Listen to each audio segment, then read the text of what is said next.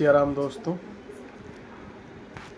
आज फिर कॉकरेज तिलचट्टे कुछ तो बताया था कि रात में गिरफ्तार हुए 70 के करीब। और दिल्ली पुलिस ये थोड़ा सा मैं कहूँगा पता नहीं किस स्ट्रेटजी का हिस्सा है, कहीं शाहीन बाग की तरह ना हो जाए।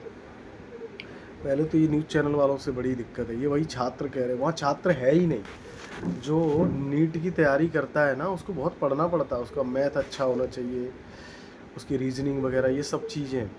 तो वो जो छात्र पढ़ने में होते हैं ना, वो रोड पे कभी नहीं आते, उनका 24 घंटे दिमाग पढ़ाई में चलता है। तो नीट का एग्ज़ाम क्लियर हो गया, लोगों को एडमिशन मिलना शुरू हो गए, क्योंकि ये जो वो छात्र हैं जो कंपाउंडर भी नहीं बन सकते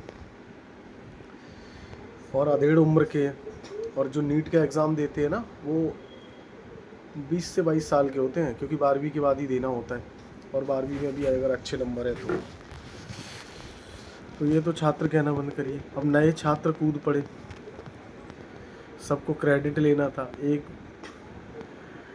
पुराना आम आदमी के छात्र हैं केजरीवाल जी, वो रोज़ वीडियो बना रहे हैं, मोदी जी को कोस रहे हैं। अभी तक इनको वैसे तो मीटिंग में कोई सुनता नहीं, अब ये यूट्यूब पे अपना वीडियो बनाते हैं और न्यूज़ वालों को दे देते हैं, क्योंकि पंजाब में इनकी सरकार है तो खर्चा पानी चल ही रहा है। दूसरा, भाई साहब नेता प्रतिपक्ष हैं राहुल गांधी, वो प्रधानमंत्री आवास के पास पहुंच गए और डटे रहे कि ये करना है, डेमोक्रेसी, हाय हाय, और बहुत सारे। अब उसमें क्रेडिट लेने की जब बात आई तो अखिलेश जी पहुंच गए पीछे से, वो तो बस में बैठ गए और हाथ हिलाने लग गए, उन्होंने रोड शो कर लिया। मुझे लग रहा है राहुल गांधी से ज़्यादा ना अखिलेश जी को ज़्यादा नंबर मिल गया।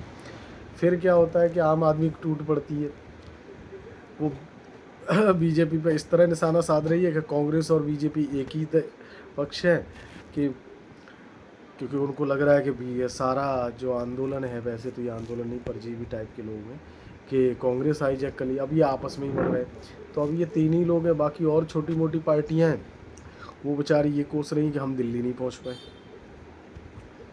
और 2 दिन हो गए शस्त्र को चलते हुए, ये सारा मतलब जनता टैक्स पेयर का पैसा कितना इन्होंने हर शस्त्र मतलब नुकसान तो करते ही है, कहते हैं 9 करोड़ है, कल का बेकार किया, आज का किया। दूसरा, पब्लिक के लिए तो ये सड़क पे कभी लौटते नहीं हैं, एक भी नेता। अभी राहुल गांधी 20-22 दिन की छुट्टी मना के आए, कहाँ गए किसको पता, कोई वो नहीं है। उस दिन अखिलेश जी भी बाहर गए थे।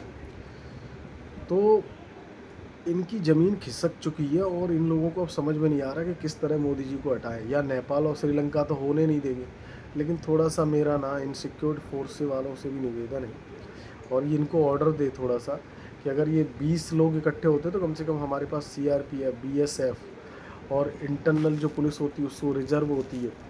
बहुत लोगों को नुकसान होता है, कई लोगों को, कोई गरीब आदमी नॉर्मल सी गाड़ी लेता है, 5-10 साल में ख़रीद पाता है, और वो गाड़ी चपेट में आ जाए, और कोई नॉर्मल आदमी आ जाए, उसकी जान चली जाए, तो दंगे में ये तो हो जाता है कि जान चलेगी, लेकिन उसका परिवार कैसे चलता है, वो तो बिखर ही जाता है ना। और देश के लिए असुरक्षा पैदा होती है, बिजनेसमैन डरा होता है।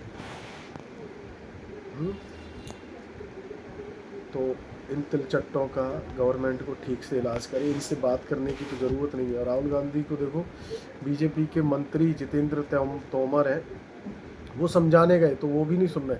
भाई वो क्यों सुनेंगे? ये राजा, इन्होंने इतने साल, इनके परिवार ने राज किया है, तो ये सोचते कि ये देश इनकी जागीर है। लेकिन अभी तो धर्मेंद्र प्रधान ने बस पूर्ण रूप से मुग़लों का और अंग्रेज़ों का इतिहास गायब अगर पूर्ण रूप से हो जाए, और दिल्ली में ये नाम बाम, जब भी भारतीय अपना इतिहास पढ़ने लगेंगे ना, तो तिलचट्टे जितने भी बरसात में पैदा होने वाले कीड़े मकोड़े हैं, जो इन गुलामी की जंजीरों में जो पैदा हुए हैं, वो सब गायब हो जाएंगे, और बस हिंदू थोड़ा जात से ऊपर उठ के हिंदू की बात करने लगेंगे।